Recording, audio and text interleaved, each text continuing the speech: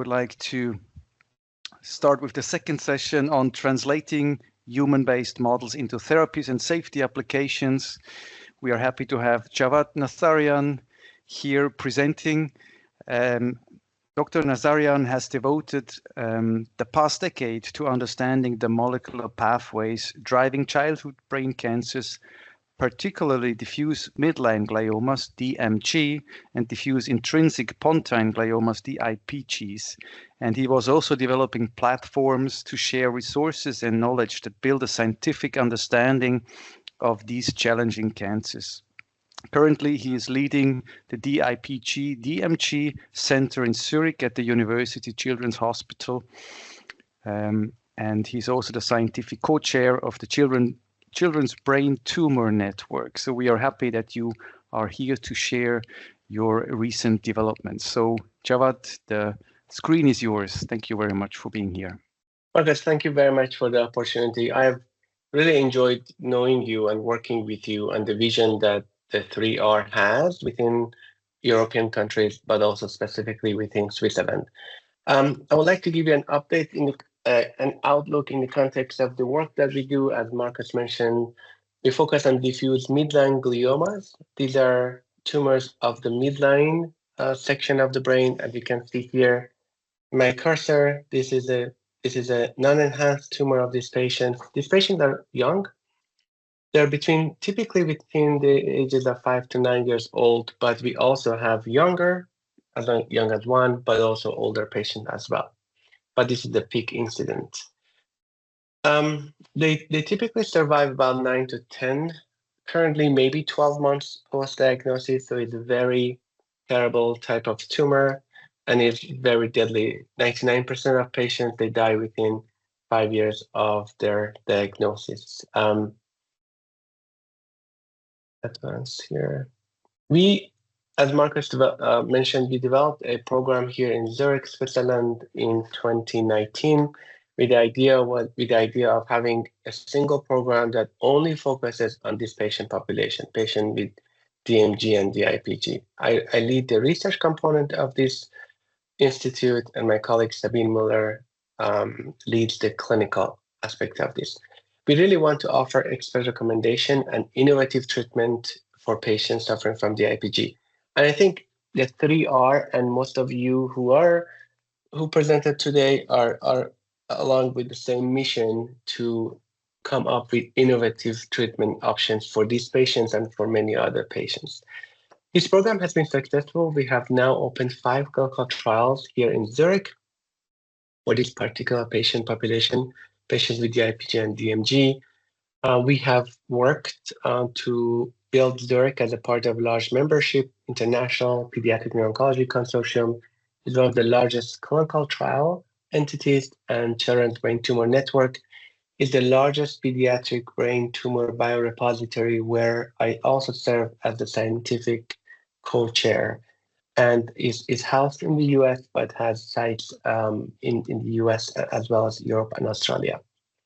We've also have had, since the opening, have had 912 inquiries. This is important because Switzerland has 2 to 3 patients per year. And I think when we were opening the program here, one of the questions was that why would you open the program in a country that has very low rates of these patients? This is a rare tumor, so it's low anywhere that you open the program, but you can see the success of the program that we have had 912 patient inquiries so far. Sorry to interrupt, Javad. We are still seeing the first slide of your presentation. Oh, you are? Yes. Okay. How about now?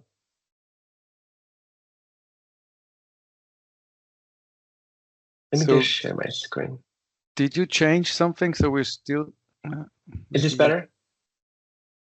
Now we see the DMG program overview. Yeah, now it works. Okay, good. I'm sorry if we skipped this. You were not able to see it. These are the data that I mentioned about these patient populations, and also the clinical trial membership and inquiries that we have had for this at the DMG Center in Zurich. The tumor affects mainly the brainstem, as you can see from this carcinoma in the brainstem is a very complex part of the brain, meaning that the resection of the tumor that affects this tumor area is impossible. You have major nerves that are really important for the function of the human being that are housed within the brainstem. The midbrain, pons, and medulla oblongata, they control the hearing, the vision, pain, as well as breathing and cardiac functions. Again, areas of the brain that is really impossible to remove. Just to put it in the context of adult GBM, adult tumors are typically cortical on the cortex of the brain. That means that they can be resected and removed, whereas in this area of the brain, we cannot.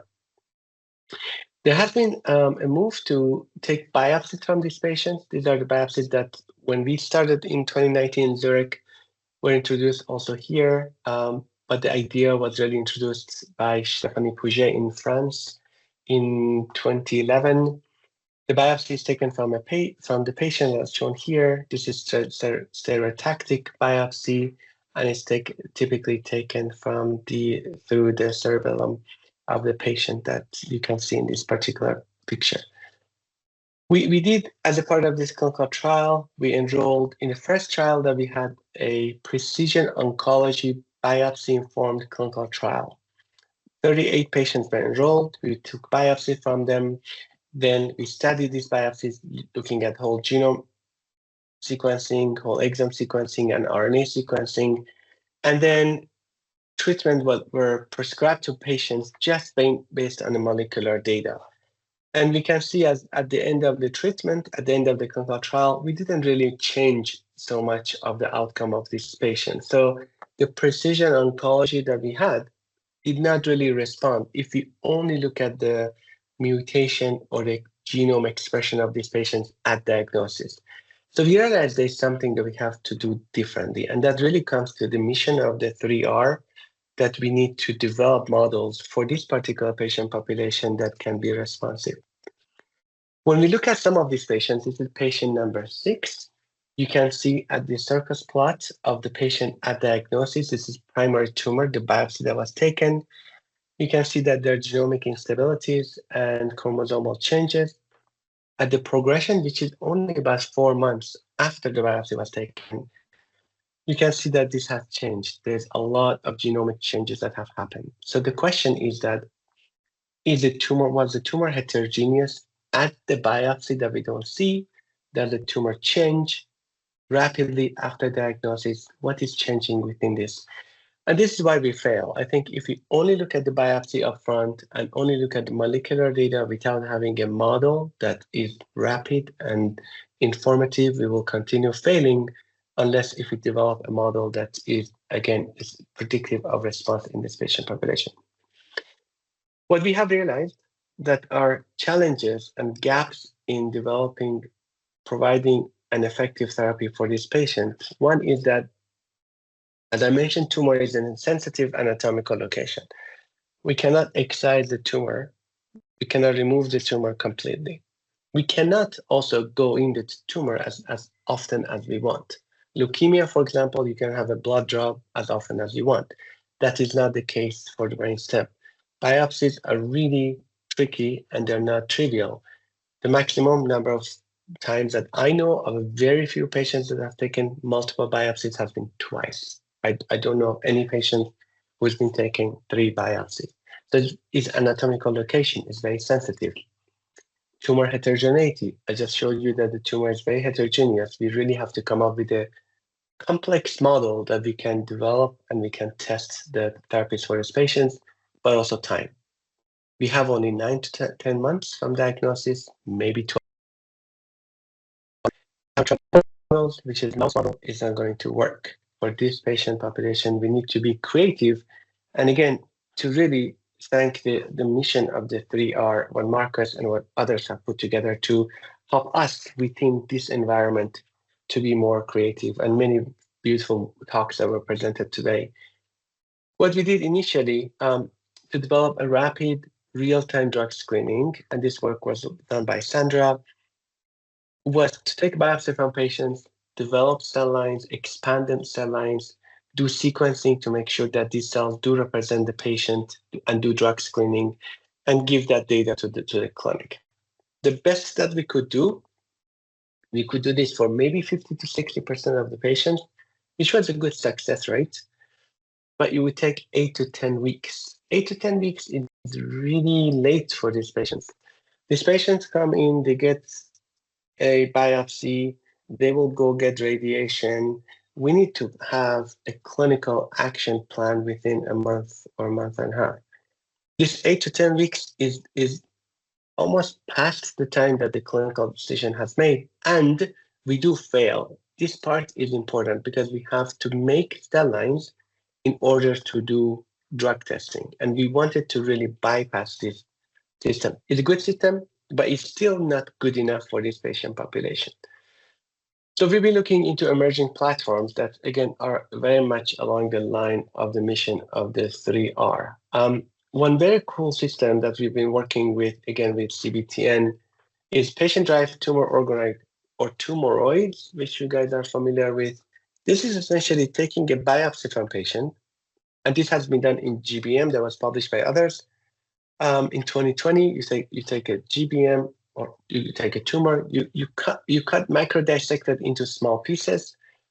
Within 2 to 4 weeks, you have these tumoroids that you can have them for drug screening. You can cut them to divide them, and can also biobank them, which is really cool. It can actually allow you to now have these tiny tumoroids that are not organoids, they're not cell lines, they're not, there's something in between the organoids and neurospheres that we have been testing.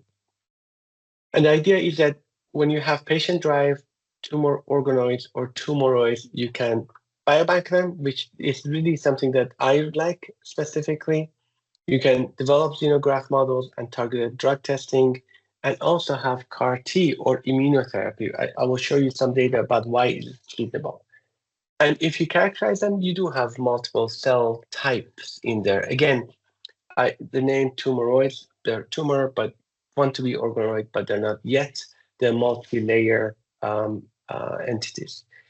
Some of this work has been really initiated for pediatric high-grade gliomas by Matthias at Children's Brain Tumor Network, which is housed actually at CHOP, at UPenn, and now being also co-led by Carl Kochman at the University of Michigan. What they have done for pediatric high grades, they have shown that, yes, they do have a mixture of different cell lines at 6 weeks. They have glial and neuronal, as shown here by GFAP and MAP2 marker. They also have microglia, IBL1 in green, and T cells. You can actually see there are some T cells here in day 0. You can keep the T cells active in this tissue in tumoroids for about 4 weeks. It depends from lab to lab. But you do have patients' own T cells actually active in here, which is, again, really cool if you want to develop immunotherapy assays very rapidly within days or weeks of initial resection. This has led now to a clinical trial, PNOC 041. 12 patients will be taking, and the samples will be expanded. Tumors will be expanded in tumoroids and will be tested for drugs. And then data, we will use FDA-approved drugs that are clinically available and clinically relevant. And they will be taken to, and then the result will be given to the clinic for clinical decision making. Another really exciting platform that we have been working with has been with the PRECOM with Jens Kelm, who has been also part of the 3R with Sandra and Professor Sarah Brunning from University of Bern. I like this platform because, again, it bypasses another hurdle or problem that we've had. And that is that you don't really need to develop a cell line. You can take the biopsy from a patient and have them in the form of a spheroid and grow them, and literally have the platform to monitor them, visually inspect them. There's high throughput drug screening, is clinically relevant concentration you can use because it's microfluidics, you can do drug washout, and it's image-based assessment. You can see here, for example, you can assess this is a non-responder. You can say if this or the patient is progressive, is not responding to a drug. relapse. You can see this one is responding and then resisting to the therapy, or a responder where the table is becoming stable, or a complete remission when the steroid or the patient-derived cell that you have is dying. Again, what I like about this platform are several points. One is that you don't need to develop a cell line. You can take the cells from patients, put them in media. As soon as they're stabilized, test them here. You're visually looking at them. You don't have a drug, ATP assay, etc. to test. And you can really see the response in the cell that you have on the platform. And this is what we have done. Now we have established for 15 patient-derived cell lines. We have assessed, we have taken our drug combinations. Again, you can see the control is growing in this particular patient. This is a stable line that you have. And this particular patient cell line that you can see that the tumor cells are not responding and they're progressing. We have developed heat maps from using patient-derived cell lines. And then what we can do is that next time when we have a patient in the clinic and a sample comes to us, we can run it and run that patient sample against the cohort that we have here at Javad National, at Kishpi. This is a very good example of a patient who was at recurrent, had a cortical tumor. This patient, when the patient came to the clinic, the clinician said this patient had 3 months to live. This patient at diagnosis was put on temozolomide. We tested the cells that did not respond. Under temozolomide, what progressed? The patient actually progressed. Patient was then put on temozolomide and lomustine. You can also see progression. Patient was put on the 2 combination plus odimertinib. There was progression. We tested the cells with ONC206 and we saw that remission. Looking at patient cells.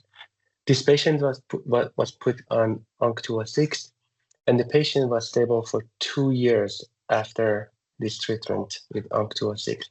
And this was a rare finding that we actually had the patient at the progression that responded really well, but a very good example of if you build platforms that are clinically translational, you could close that gap from patient biopsy to the treatment of the patient. And again, this patient responded being stable for close to 19 months after diagnosis. After progression, it was really heartwarming for us. But we also have challenges with some of these tumors that grow very slowly. So we cannot test them in vitro, and they essentially die. The question that we've had was that how can we get them to grow and we keep them alive in models that we have. This is some of the work that has been done by Sonia at Children's National with our colleagues. She has developed patient-derived iPSC organoid. The idea is that you will build that organoid from a patient that has similar genomic alterations to the germline mutation NF1 to your patient population. She has characterized this organoid up to day 60, and she can see that temporal progression of organoids to fully mature cerebral organoids can be achieved looking at GFAP, looking at mu-N and TUJ1. And what she has done, fully characterizing, showing that they do form cerebral organoids, compartments, ventricular zone, etc., that are characteristics of cerebral organoids. What's very cool is that she has now used this medium to co-culture them with the cells that are labeled here with M-cherry. Essentially, the organoid is serving as a bed for the tumor cells to engraft and grow in, without which they would have died in culture.